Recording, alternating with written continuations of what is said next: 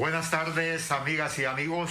Sean bienvenidos a esta emisión de Cuarto Poder. Saludamos a Cristian Maradiaga en los estudios de Globo TV y la compañera Ana Godoy en producción y Rona López en los estudios de Radio Globo. Sean bienvenidos. Seguimos bajo las fuertes lluvias que azotan a nuestro país. Al igual que la ciudad capital, pues todo el territorio nacional está lloviendo y ya puede considerar que se ha convertido en una catástrofe, no solo lo que había sucedido en la ciudad capital, sino también en la zona norte del país. Lo que hablábamos ayer, saludamos a Efraín, que está allá en un bordo en Urraco Pueblo, y nos manda las siguientes imágenes, cómo ha ido subiendo el río, que es la desembocadura prácticamente, ahí en Urraco Pueblo y el ramal del Tigre, del río Ulúa. Eran las 10 de la noche, las 11, las 12, y no dormían porque estaban bajo la lluvia. Y las aguas que vienen al Valle de Sula, departamento de Cortés, Lloro y esa parte del departamento de Atlántida que corresponde al municipio de Tela, el ramal del Tigre, son las lluvias que caen en todo lo que es Copán, Santa Bárbara y Lempira. Entre más llueve en esa zona, pues más va a sufrir la gente del Valle de Sula, que está pues en los bordos, donde puede salvar su vida. Ya sus bienes pues han sido inundadas, sus casas, y esas se pierden. Así ha declarado una emergencia en el país para que todo el dispositivo de gobierno pues esté a disposición de los cuerpos de emergencia, lo que es Copeco, lo que es Cruz Roja, lo que son los CODEN, los CODELES de las diferentes municipalidades del país. Fue el propósito de emergencia. Se ha dado a conocer que está disponible para 141 municipalidades 200 millones de lempiras, y que el Estado, o sea, el gobierno central, pues dispone de 128 millones de dólares para atender. Pero en este momento, Brian, es la atención humanitaria. Es la atención humanitaria, y después de darle la bienvenida, pues tenemos también acá en Tegucigalpa mañana el colectivo de El Guanacaste, una actividad donde me incorporaré, dijo. Sí, qué bien, qué bien. Gracias, don Carlos, un gusto estar con ustedes acá en Cuarto Poder a esta hora de la tarde. Bueno, hay emergencia, ya hoy se tiene previsto que la presidenta Xiomara Castro ya se ponga al frente de la emergencia ocasionada por las últimas lluvias que han acaecido en muchas zonas del país. Si ustedes escucharon unas bullas hace algunos instantes que nos mandaron por ahí de otro medio, una publicación con relación a un autobús de la ruta interurbana que se habría ido quedó pues en medio de un deslave en la carretera CA4 que conecta Santa Rosa de Copán con Nuevo Cotepeque. Entonces está cortado el tránsito en la zona occidental de Honduras, precisamente esta carretera que conecta con la aduana de Aguascalientes, que va rumbo a Guatemala, pero sí en gran parte del país pues se han registrado exactamente ese. Gracias, Cristian. En la producción estábamos observando pues que un autobús de la ruta interurbana en esta carretera CA4 que conecta Santa Rosa de Copán con Nuevo Cotepeque, pues se estuvo a punto de irse, o mejor dicho, se fue al abismo, lastimosamente, pues se perdió este automotor.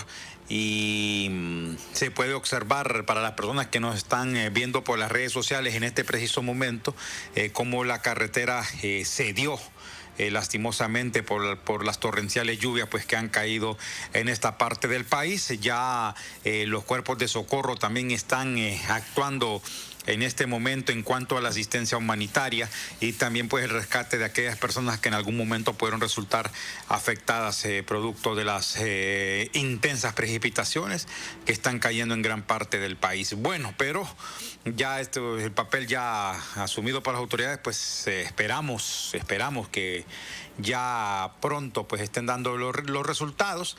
Y también reiterar, mañana es la actividad acá en la radio, ¿verdad? de la recolección de víveres que se llama Solidaridad con los damnificados de la colonia Guillén y... Sí, perdón, y zonas aledañas. Es del colectivo del Guanacaste. Correcto. Que yo me voy a incorporar como tal, como periodista, y vivo en la zona. Incluso el colectivo libre del Guanacaste. El Guanacaste, que dirige el compañero Pedro Blandín, va a estar en la cancha, los que conocen, va a estar en la cancha, en las canchitas ahí donde juega la juventud, a partir de las 8 de la mañana. En el Guanacaste. En el Guanacaste, para colaborar, incluso también. Yo no sé cómo está mi amigo y compañero Samuel Zelaya. Tenemos que ir a visitar también a doña Juanita, que ya tuvo que salirse de su vivienda. El compañero Ever, coordinador del colectivo Santa Rosa. Entonces el compañero Blandín, el colectivo del Guanacaste tiene esa actividad mañana a partir de las 8, lo cual estamos solicitando a los que viven en los alrededores, al que pasa por ahí, pues puede contribuir con lo que considere conveniente. Luego que en estos casos lo que más se demanda es, digamos, abrigos para los bebés, pañales, cuestiones, porque recuerden que en los albergues duermen en el piso, ahí no tienen una cama, se les ha proporcionado, dijo, colchonetas, pero las lluvias también no les permiten en estos lugares poder estar lavando la ropa. Sí. Entonces necesitan, abrigarse, particularmente, los bebés, las personas de la tercera edad. Les vamos a agradecer mucho que nos puedan apoyar mañana a partir de las 8 de la mañana en las canchitas del Guanacaste. Aquí en el barrio Guanacaste de Tegucigalpa. Sí. Así que las personas que tengan pues la voluntad y el interés de colaborar con los damnificados de la colonia Guillén, va a estar abierto mañana esta campaña de recolección de víveres, de ropa, de productos no perecederos, porque desgraciadamente pues estas personas se encuentran en una condición muy difícil y lo que se necesita es la solidaridad de los hondureños. Solo hablamos del caso de la colonia Guillén porque es el epicentro, sí. Pero el caso del compañero Samuel Zelaya y su familia y de doña Juanita, ahí se llama Cerro Blanco, Cerrito Blanco, le dicen al pequeño barrio. Cerro, no, yo no había que llamar Cerro Blanco. Está, dijo, entre el reparto y la Guillén, y el reparto arriba, y la Guillén y la Santa Rosa, y ese bloque de casas se llama Cerrito Blanco. Yo hasta hoy sé que esa colonia se llama Cerrito Blanco. Cuando le hablo de Ever, ahí es, dijo, la nueva Santa Rosa, que fue lo que traje a mostrar el otro día. Sí. Y la otra parte, que ya en el otro extremo, es, dijo, la Suazo Córdoba, que es subiendo la embutidora que está ahí. Bueno, nosotros le conocemos como la europea, pues, o sea. Ajá. Extremo, o sea, la mano derecha subiendo, ya para llegar al final de la pendiente. Es la parte, dijo, que se ha dañado de lo que es la colonia Suazo Córdoba, pero también, como a la mitad de la cuesta, ahí anteriormente hubo un derrumbe, como decimos popularmente. En esta ocasión no ha sufrido daños, pero ya es público, sí, la falla que allí existe. Y todo el país, la solidaridad para las partes que están siendo pues totalmente golpeadas por estas tormentas y que se anuncia por parte de los organismos que llevan el control meteorológico en el país, que habrán lluvias hasta por lo menos el próximo jueves. O sea que toda esta semana va a estar lloviendo. En la mañana estaba la amenaza, pero acá hubo sol. Sí. Y sin embargo, hace poco cayó un chubasquito. Fue corto el tiempo, pero fuerte. Sí. Yo venía camino hacia acá y me cayó un poco. Tuve que buscar ahí asilo ahí en una tienda. Sí, que no me cayera el chubasquito completo. Es fuerte la lluvia. Así está, dijo, la situación en todo el país. Estaba tratando de ubicar a don Benedicto Santos. Él es el subcomisionado de Copeco, pero no me ha sido posible para que nos brindase vamos a ver si lo podemos ubicar. Un informe de cómo está la situación a estas horas del día de los damnificados, los albergues en el país y, lo más importante, la asistencia humanitaria, que es responsabilidad del sistema de emergencia nacional que encabeza la Comisión permanente de contingencia. Sí, Copeco. vamos a intentar hacer alguna comunicación, ya sea con el comisionado de Copeco, estamos hablando de Ramón Soto, o con el subcomisionado, con el abogado Benedicto Santos, porque sí es bueno tener por lo menos un informe hasta esta hora pormenorizado de qué es lo que está pasando en todo el país, pero más aún aquellas zonas donde se están registrando lastimosamente estos hechos lamentables. Vamos a la pausa, pero vamos a un también corte, le anunciamos, usted recuerda las denuncias que se dieron a conocer con respecto que se compró un equipo automotriz electrónico. No se está en contra de lo electrónico porque los vehículos hacia ahí se está para el Instituto Nacional Info. El caso es que el equipo se compró para el Info de Olancho, donde no circulan carros europeos. Carros BMW. Que no circulan allá. BMW que en Honduras son escasos.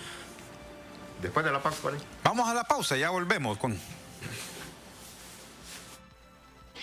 Llegó la Feria Virtual Atlántida. Para que solicites tu préstamo desde donde estés, ingresa a bancatlán.hn y completa tu solicitud de préstamo de vivienda desde el 4%, vehículo desde el 8,99%, personal hipotecario desde el 11% y personal desde 17%. Aprovecha la Feria Virtual Atlántida y recibe tasas preferenciales con precalificación inmediata. Banco Atlántida, imagina, cree, triunfa. Feria Virtual Atlántida. Solicita tu préstamo hoy. Continúa la Feria Virtual Atlántida. Ingresa a bancatlán.hn. Completa tu solicitud de préstamo desde donde estés y recibe tasas y beneficios preferenciales. En préstamo de vivienda desde 4%, vehículo desde 8,99%, personal hipotecario desde 11% y personal desde 17%. Hazlo tú mismo, de forma fácil y rápida, sin necesidad de ir al banco. Banco Atlántida. Imagina, cree, triunfa. Doctor, no soporto que confundan fechas de pago y además... Doctor, ella nunca sabe qué tarjeta usar. El problema que veo entre ustedes dos es bastante común y se llama tarjetitis aguda. Pero tranquilos, tengo una solución inteligente para su padecimiento. Tarjeta Atlántida Cash, la única que ofrece el 8% de ahorro permanente en 3 rubros de tu elección. Solicita Atlántida Cash, tu elección inteligente para ahorrar. Banco Atlántida. Imagina, cree, triunfa. Gracias por continuar con nosotros a esta hora de la tarde. Bueno, hay un tema, don Carlos, que debemos de abordarlo. Quizá para muchos les suene controvertido, quizá para otros que pueda suscitarse en un contexto del surgimiento del autoritarismo o el resurgimiento del autoritarismo en varios países de la región. Hablaba hace algunos días a organismos internacionales de lo que está ocurriendo en algunas partes del mundo, por ejemplo en el Triángulo Norte de Centroamérica, como Guatemala, un país cuyo gobierno pues se deshizo de mecanismos anticorrupción como la CICIG en su momento, porque ya comenzaban a pisarle los talones. Y posteriormente observamos en El Salvador a un presidente que en algún momento comenzó militando en la izquierda cuando él fue alcalde de una comunidad aledaña a San Salvador, que es Nuevo Cuscatlán, precisamente. Ahí fue alcalde este personaje que después pasó a ser alcalde de la capital de San Salvador y luego se convirtió en presidente. Es cierto que en este momento el señor Nayib Bukele, hijo de un reconocido dirigente de la izquierda de ese país que ya falleció hace algunos años, ha tenido y sigue teniendo altos índices de popularidad, pero resulta que la popularidad muchas veces o no necesariamente va en consonancia con el estamento jurídico de un país. Y en el caso de El Salvador está ocurriendo lo que ocurrió hace algunos años en Honduras con el tema de la reelección presidencial. Hay que dejar claro, no es que no se esté en contra de la reelección presidencial.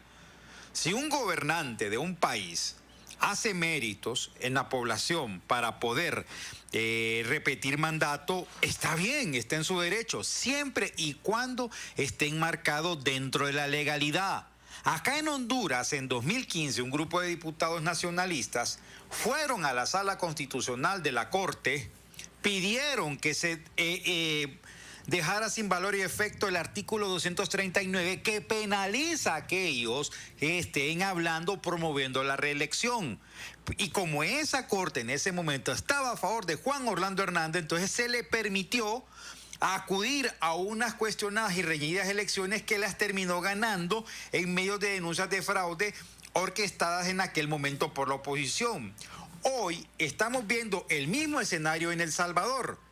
Quizá mucha gente simpatice con Nayib Bukele y diga, sí, Bukele tiene que ser 4 años más, pero la Constitución de El Salvador aprueba la reelección, pero bajo ciertas circunstancias, es decir, como se diría, de la reelección alterna. Es decir, si Bukele quiere acceder a la reelección, tendría que esperar 5 años para volver a presentarse a un segundo mandato, cosa que en este momento no se puede hacer por, ojo, mandato expreso de la Constitución salvadoreña. Sin embargo, Bukele pareciera que copió ese momento en la historia de Honduras, se fue a la sala constitucional y la sala constitucional allá en El Salvador le dio vía libre para que pudiera reelegirse o presentarse a la reelección tal como él lo anunció el pasado 15 de septiembre y que esto genera controversia. ¿Por qué? Porque analistas dicen de que se está yendo en contra del estamento jurídico. Entonces, para ese tema nos acompaña a esta hora de la tarde desde Estados Unidos un reconocido periodista de investigación. También él colabora con varios medios de la región, ya colabora en su momento con Inside Crime, también colabora con el medio argentino Infobae y también con el medio Prensa Comunitaria. Estamos hablando del periodista Héctor Silva Ábalos, que le ha estado dando seguimiento a este tema de lo que está ocurriendo precisamente en El Salvador. Un gusto saludarlo, Héctor. Para comenzar, ¿en qué contexto o en qué ambiente se dio o se está dando el tema de la reelección de Bukele para las elecciones de 2024? Es un gusto saludarlo. Bienvenido a Cuarto Poder de Radio Globo. Un gusto, Brian, un gusto ahí a todos y muchas plegarias y mucha solidaridad a mis hermanos hondureños y hondureñas. Estaba viendo las imágenes que estaban mostrando. Yo tengo a Honduras muy cerca de mi corazón y realmente cuando yo empezaba mi carrera, ya cuando llegó Mitch, tuve la oportunidad de cubrir esa tragedia en varios lugares de su hermoso país y recuerdo pues el dolor. Así que bueno, toda mi solidaridad y mis plegarias desde aquí. Bueno, sí, el contexto del anuncio del presidente Bukele que se da la noche del 15 de septiembre pasado es un contexto de acumulación de poder. El presidente, desde que fue electo en 2019, ha hecho un ejercicio político que le ha llevado a una acumulación de poder. Una parte de esa acumulación de poder por vía legítima, por vía electoral, ¿no? El presidente gana su mandato con claridad, sin necesidad de ir a una segunda vuelta, con mucho más del 50% de votos más uno, que es lo que la ley salvadoreña exige, y luego, 2 años después, gana su partido, Nuevas Ideas, una supermayoría en la Asamblea Legislativa. No había ningún partido salvadoreño tenido supermayoría tras la firma de los acuerdos de paz de 1992, que cuando se instaura más bien la democracia en nuestro país, no en mi país. Sin embargo, a partir de entonces, el presidente utiliza estos triunfos por vía democrática para deshacer y dinamitar toda la estructura democrática del Salvador. Empieza el 1 de mayo de 2021, cuando jura su fracción en la Asamblea Legislativa de supermayoría, y esa misma noche, en un proceso que ya ha sido catalogado de ilegal por juristas salvadoreños e internacionales, depone 4 magistrados de la Corte Suprema de Justicia e impone a otros sin seguir los procedimientos legales. Y esos 4 magistrados ya van a sustituir a otros que quienes tendrían que haber salido hasta el 2027, ¿no? Ahí, según constitucionalistas salvadoreños, se rompe el orden constitucional. Además, saca al fiscal general, a quien todavía le faltaban unos meses para terminar el periodo, e impone a su fiscal general. Esos magistrados lo que hacen es, en septiembre del 2021, meses después de ser impuestos, hacen una lectura de la Constitución de un artículo de la Constitución que nadie les había pedido hacer. Esto es importante el antecedente y saber cómo se da esta lectura. Un abogado salvadoreño interpone una denuncia contra una candidata a diputada que había dicho durante su campaña proselitista que parte de lo que iba a hacer ser electa era promover la reelección del presidente Bukele, ¿no? Como tú mencionabas y como sucede en Honduras, en El Salvador es ilegal promover la reelección. Entonces este abogado dice, bueno, miren, estudien este caso y procedan o abran la posibilidad de procesar penalmente a esta candidata porque ella está diciendo que va a promover la reelección y eso no es legal, ¿no? Los magistrados impuestos de la nueva corte, ya los magistrados de Bukele, resuelven el fondo de esa denuncia y dicen, no resuelven el fondo, dicen no al lugar porque no hay suficiente prueba contra la diputada, pero de paso dicen que reinterpretan el artículo 152 de la Constitución y que lo que dice ese artículo establece en su inciso primero que no podrá ser presidente de la República quien haya ejercido el cargo en el periodo inmediato anterior, ¿no? Pero entonces ellos hacen una interpretación de la Constitución diciendo que el periodo inmediato anterior no es el anterior a la elección, sino el anterior al periodo presidencial. Es decir, según esa interpretación, el presidente Bukele se puede reelegir porque él no fue presidente en el periodo inmediato anterior, que habría sido el presidente anterior, Salvador Sánchez Serén, ¿no? La mayoría de juristas salvadoreños constitucionalistas dicen que es una interpretación retorcida porque la Constitución es clara al decir el periodo inmediato anterior tiene que deberse respecto al próximo periodo presidencial porque se está optando. En este caso sería el periodo 2024-2029. El periodo inmediato anterior es 2019-2024. ¿Y quién es el presidente? Nayib Bukele. Él no puede ejercer de nuevo la presidencia, ¿no? Pero además de eso, hay otros 5 artículos constitucionales que previenen la reelección. Porque la Constitución salvadoreña, que fue creada, la constituyente de 1950, que se da después de la dictadura más larga que ha vivido el país, que era la dictadura del presidente Maximiliano Hernández Martínez, que es famoso y conocido tristemente célebre, por haber asesinado a 32.000 indígenas salvadoreños en 1932. Después de esa dictadura, el constituyente blinda la Constitución salvadoreña y dice no a la reelección. Eso sucede en la Constitución del 50, en la Constitución del 62, en la Constitución del 83, que es la que está vigente hasta ahora, ¿no? Hay, ya digo, seis artículos que previenen la reelección, ¿no? Entonces, pero claro, ¿quién le facilita esta interpretación? El máximo árbitro constitucional, que es la Sala de lo Constitucional de la Corte Suprema de Justicia, ¿no? Y en ese sentido es donde te digo que todo esto se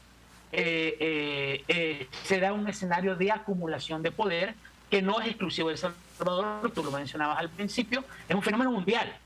Es un fenómeno mundial muy regional también de América Latina. Tenés el caso de Nicaragua, tenés el caso de Venezuela, tenés el caso de El Salvador, ahora incluso en Estados Unidos, que se supone que es el país faro de la democracia en el mundo.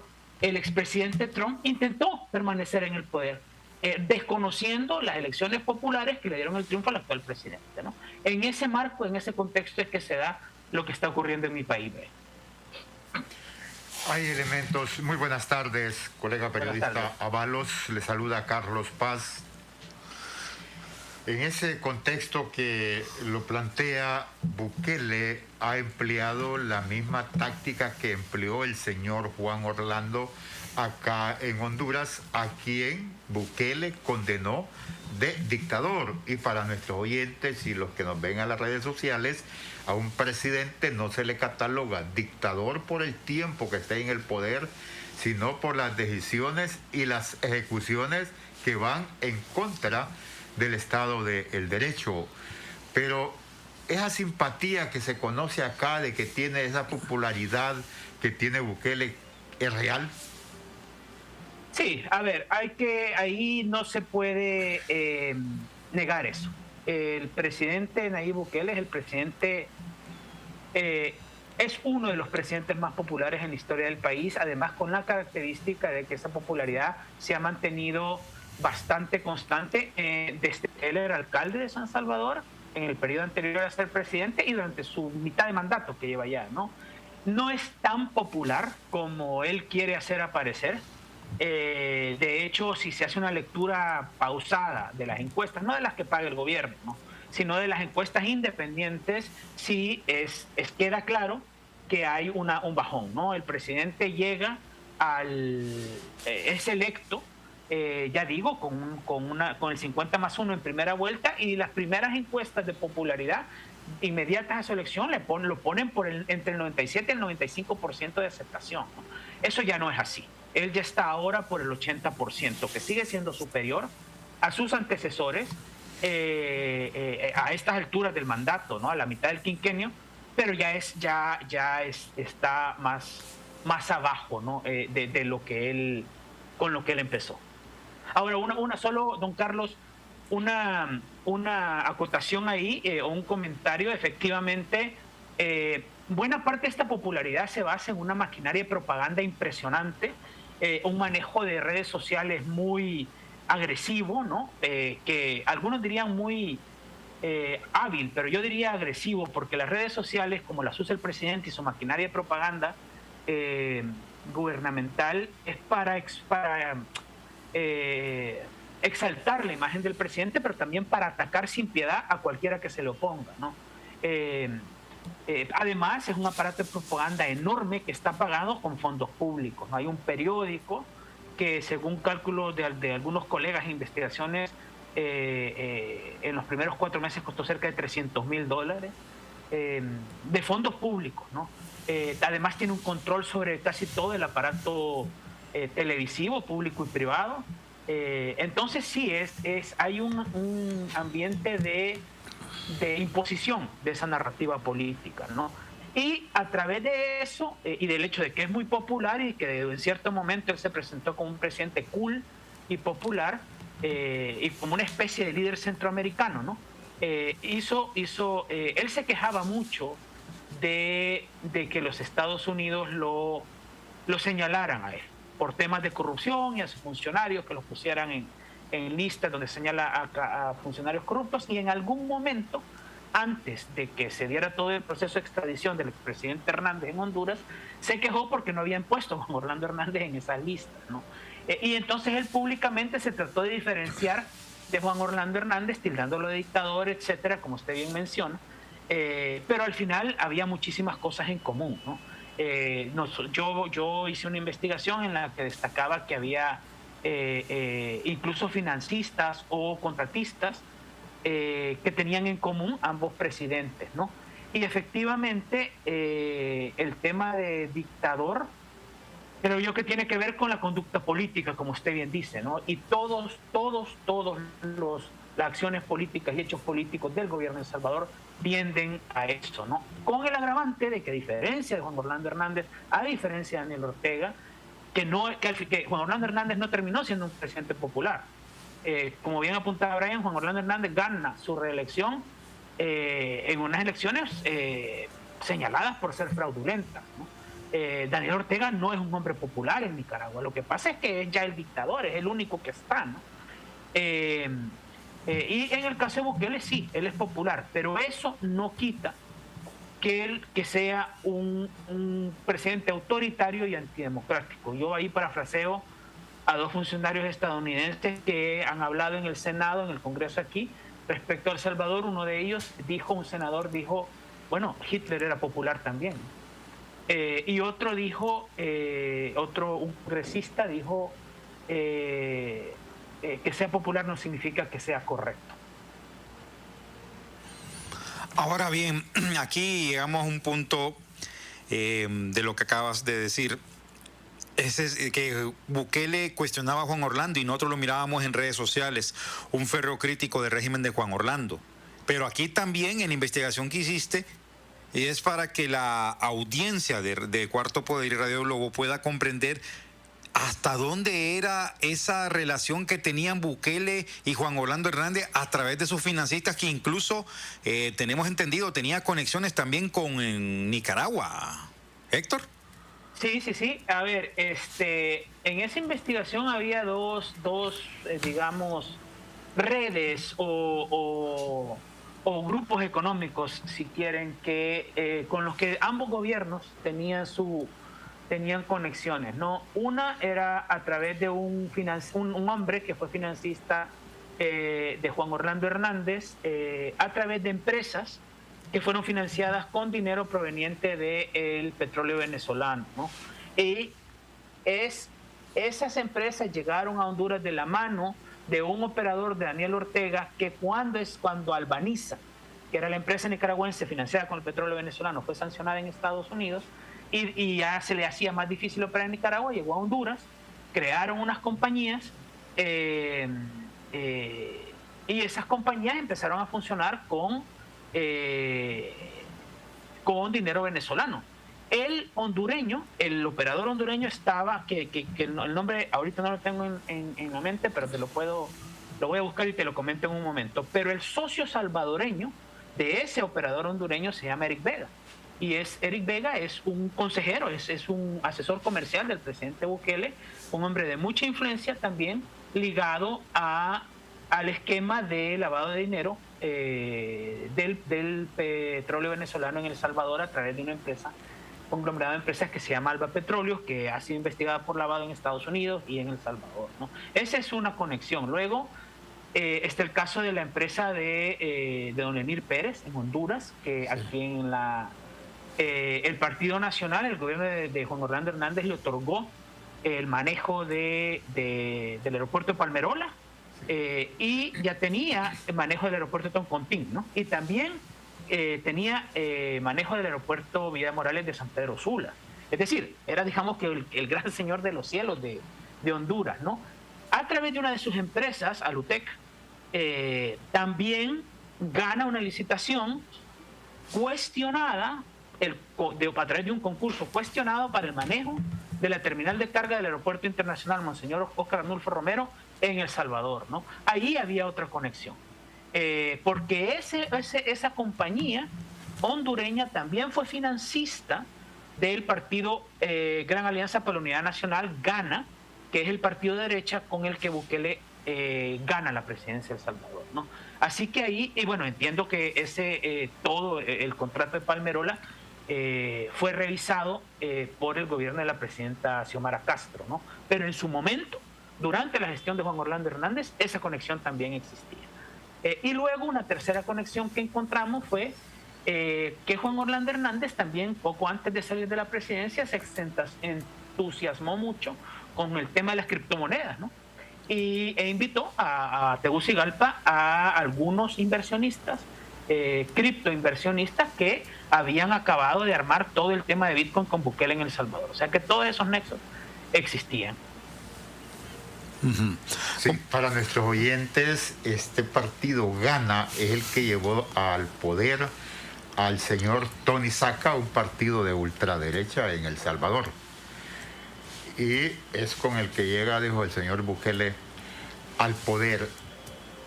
Un elemento que tiene que ver con esa popularidad, compañero Avalos, para que lo mantenga en la palestra, porque incluso acá hay gente que simpatiza con Bukele en Honduras.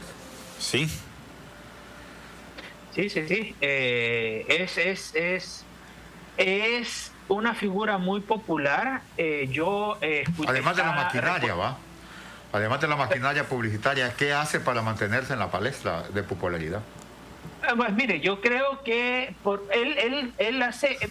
a ver, hay otro rasgo del que no hemos hablado. Nayib Bukele es también un presidente populista, es decir, un presidente que ofrece, un presidente que hace algunas obras, que hace algunas acciones políticas que le generan mucha popularidad, y lo hace muchas veces con fondos que no tiene, lo hacen endeudando al país, ¿no?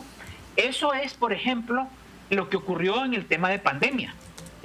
Durante la pandemia de COVID, el presidente Bukele y su gobierno fueron muy reconocidos a nivel internacional porque se dijo en su momento que El Salvador había sido muy agresivo en términos positivos al cerrar las fronteras del país justo cuando empezó la pandemia, ¿no?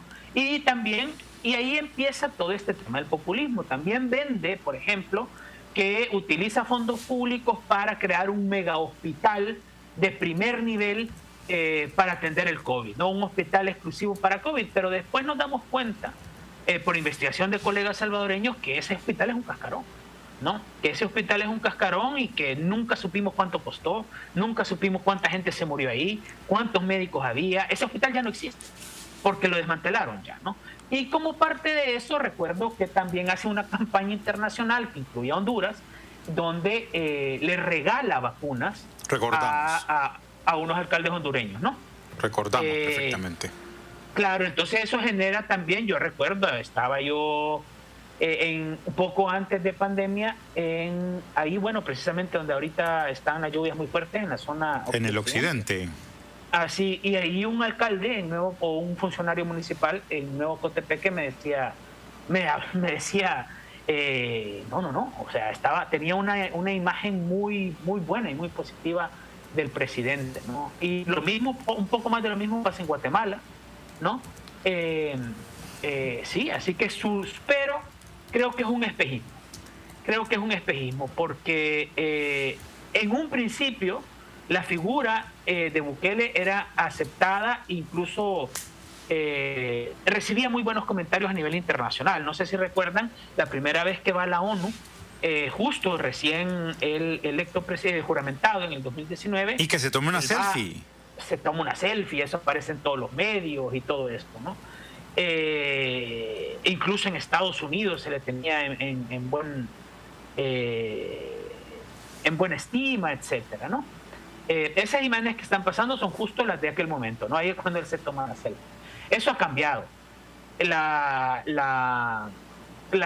sesión a la que va esta semana que pasó, ya nos da un discurso mucho más sombrío, le reclama a la comunidad internacional que no se meta con la soberanía salvadoreña, en un mensaje que estaba claramente relacionado con su anuncio de reelección, y marcado ya por un aislamiento internacional más allá de Centroamérica, ¿no? Ya los comentarios hacia el presidente Bukele desde la comunidad internacional son negativos, ¿no? Estados Unidos ha expresado preocupación, la Unión Europea ha expresado preocupación, el Reino Unido ha expresado preocupación, el presidente chileno Gabriel Boric ha dicho, pues, que entiende que Bukele está metido en algunas prácticas antidemocráticas, más bien de tendencia autoritaria, ¿no?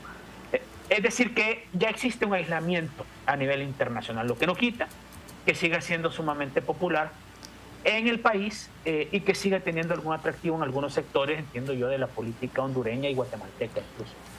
Y mira el señalamiento, bueno, lo leíste, que dijo la respuesta que le hizo Bukele a Boric después de esa declaración. Lo importante no es que se siente identificado conmigo, sino mis hermanos chilenos se sienten identificados con él. ¿Qué valoración le haces a esto? Eso es muy fácil de decir, pero ¿y en base a qué dice eso? ¿En base a qué tuitea eso? ¿Qué encuesta ha hecho él en Chile para decir eso, ¿no? Para afirmar eso? Yo te repito, el lenguaje tuitero del presidente es igual que muchas de sus acciones muy populista también. Sí.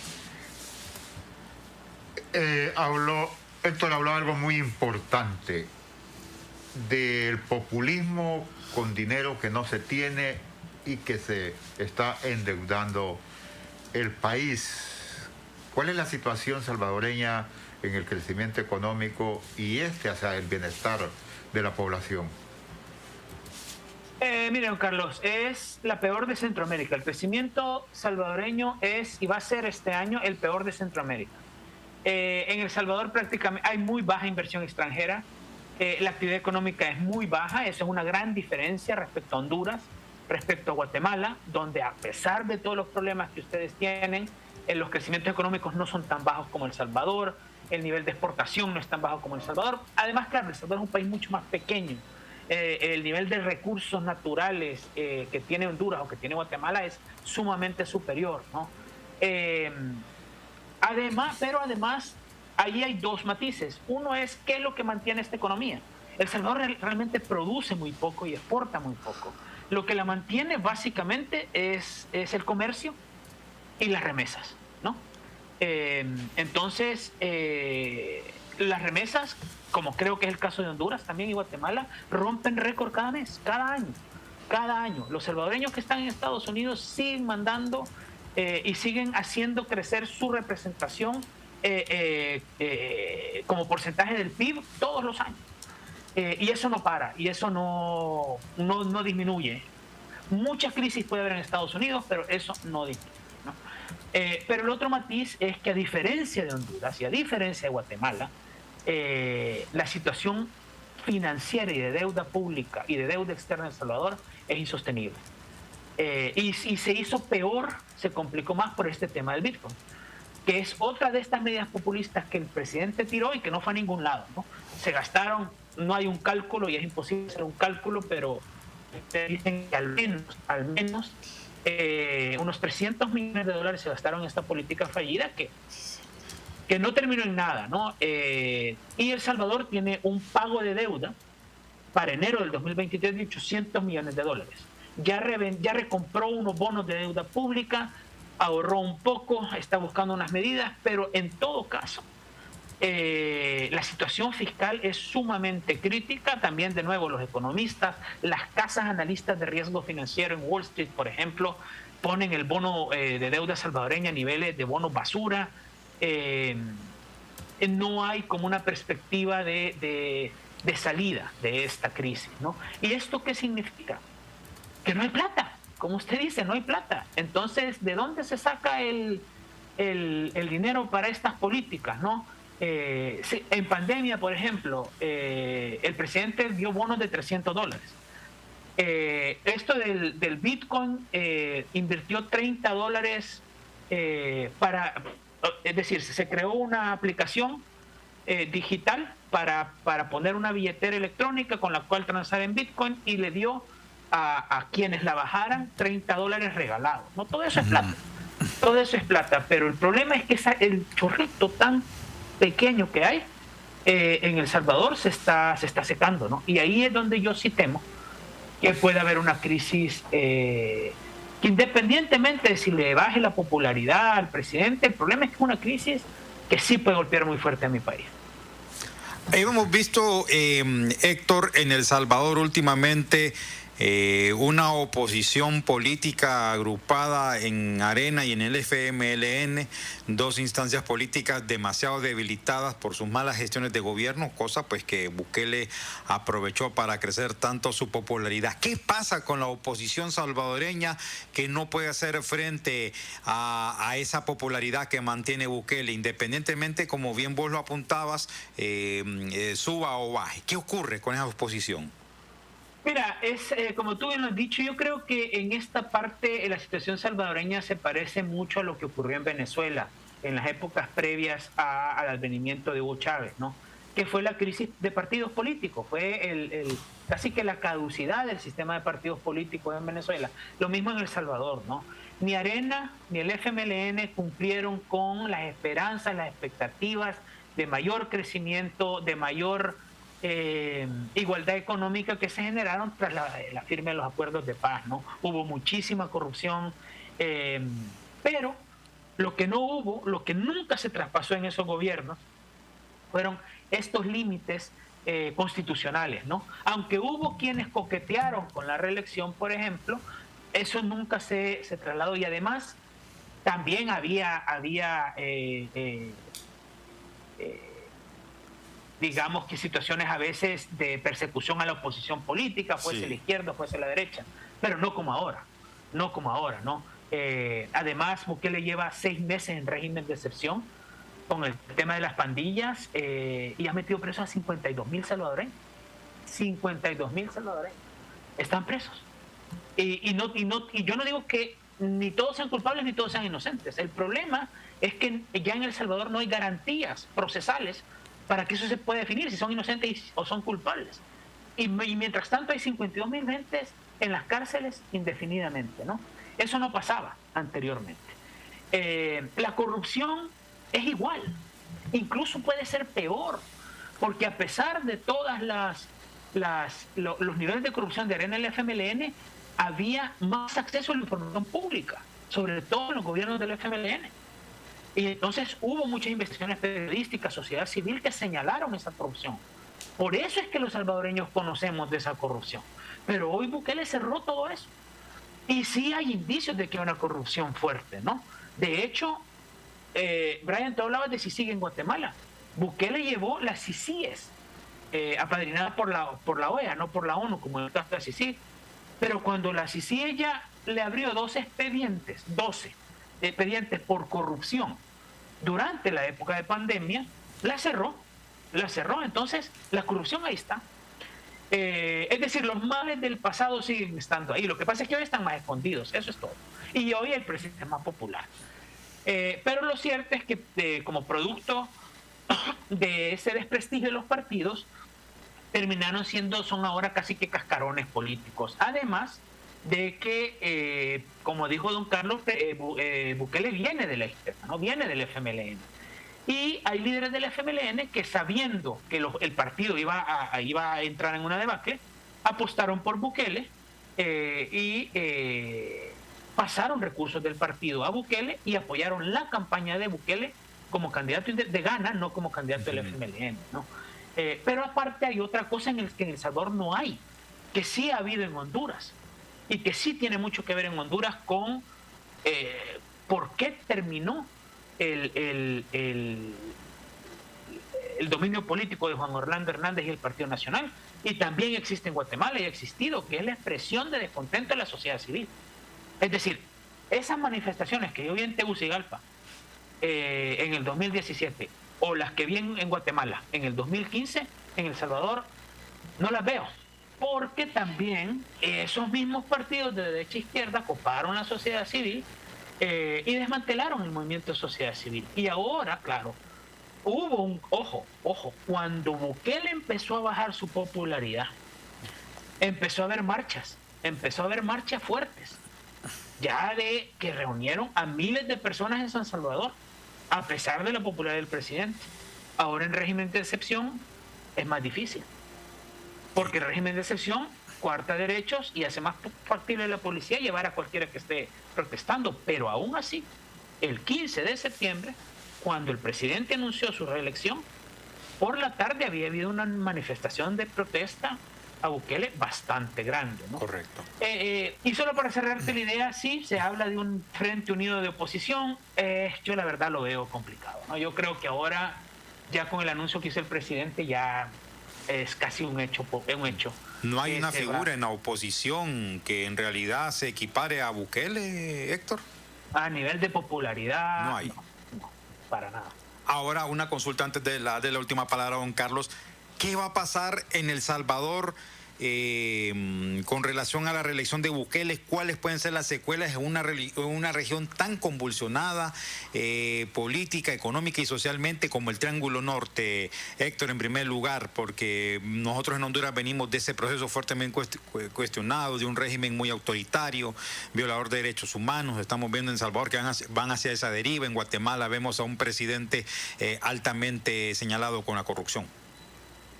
Mira, yo creo que mis colegas del periódico digital El Faro, que es uno de los más importantes de El Salvador y de Centroamérica, escribieron un editorial, no sé si hoy o ayer, que se titula Bukele anuncia una dictadura.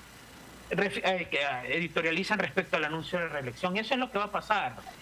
El presidente va a ganar, se va a presentar y va a ganar. Y ya va a tener un mandato hasta el 2029. es decir, otros 5 años. ¿Qué va a pasar en esos 5 años? Se van a cerrar todos los espacios políticos, todos. Se va a completar el dominio absoluto del aparato estatal. Las pequeñas cosas que todavía no están controladas, son muy pocas, se van a terminar de controlar. Ya no va a ser necesario ni siquiera hacer una reforma constitucional o llamar a una constituyente que garantice que no haya cuestionamiento para la reelección, porque ya va a tener todo el control del Estado. El último árbitro, el árbitro más importante, que es la Corte Suprema de Justicia, ya la tiene. La Sala de lo Constitucional ya la tiene. Entonces, no hay nada que le impida la acumulación absoluta de poder. Lo que sí creo que va a pasar en esos 5 años es que va a haber menos plata, menos dinero para hacer populismo, y eso va a ir erosionando su popularidad. Como le pasó a Chávez en Venezuela, como le pasó a Daniel Ortega en Nicaragua. Pero ya en ese momento, cuando él pierda popularidad, ya no va a importar, porque ya se va a poder reelegir indefinidamente, ¿no? Como ha ocurrido en Nicaragua, por ejemplo, ¿no? Muy bien. Muchas gracias, Héctor, gracias por compartir con nuestra audiencia. ¿Y por qué los colegas periodistas? Pues vemos la situación sociopolítica de nuestros países con menos apasionamiento. Esa vez que somos emotivos, la gente no ve, dijo, con toda la serenidad lo que está sucediendo, y le reitero que no son los años que un gobierno esté en el poder para decirle dictador, sino esas decisiones y ejecuciones que hace. Muchas gracias, Héctor, le agradecemos mucho. Gracias, en nombre de la audiencia de Cuarto Poder. Muchas gracias y un saludo de nuevo a Honduras, y espero que pues las lluvias le den un poco de paz. Gracias. Sí, ahorita estamos en una situación muy difícil. Solo acá en Tegucigalpa, 564 familias que perdieron su vivienda. Solo en la capital.